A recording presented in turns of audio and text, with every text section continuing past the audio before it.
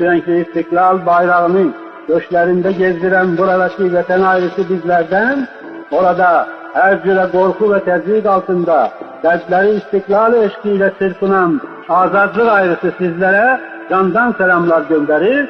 28 Mayıs istiklal kurbanlarının aziz ruhları huzurunda hürmetle eğilir ve her iki tarafı birleştiren milli büyük hasreti şairin beytiyle dile getiririm. Sen bizimsen, bizimsen, durdukça bedende can, yaşa, yaşa, çok yaşa, ey şanlı Azerbaycan.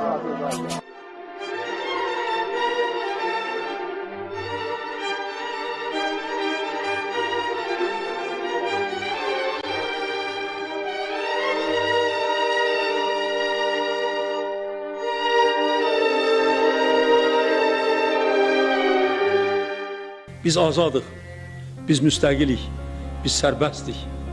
Biz heç kəsdən asılı deyilik. Biz özümüz öz taleyimizin sahibiyik. Bilirsiniz, bunun üçün, yalnız bunun üçün aylarla əziyyət çəkmək olar. İllərlə əziyyət çəkmək olar. Əsrlər boyu bizim ulu babalarımızdan indiyə qədər Azərbaycanın mütəfəkkir insanları milli azadlıq, müstəqillik arzusu ilə yaşamışlar.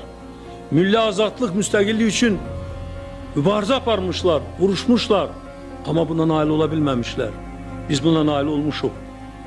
Və bilin ki, bunu indi əlimizdə saxlamaq, bunu korumaq hər bir insanın canından da onun üçün artıqdır.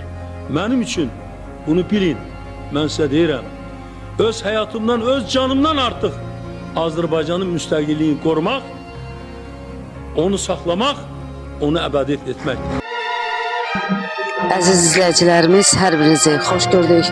Bugün biz İctimai Nəzarət Təşkilatı olaraq Ağcabədi rayon Qarabağ Regional Mədəniyyət İdarəsinin Ağcabədi şəhər Üzeyir Hacıbəyov adına Muğam mərkəzində təşkil olunmuş 28 may Respublika günü ilə bağlı icra hakimiyyətinin keçirdiyi tədbirə dəvət almışıq. Tədbirdə rayon ictimaiyyəti, şəhid ailələri, qazi və veteranlar iştirak edirlər.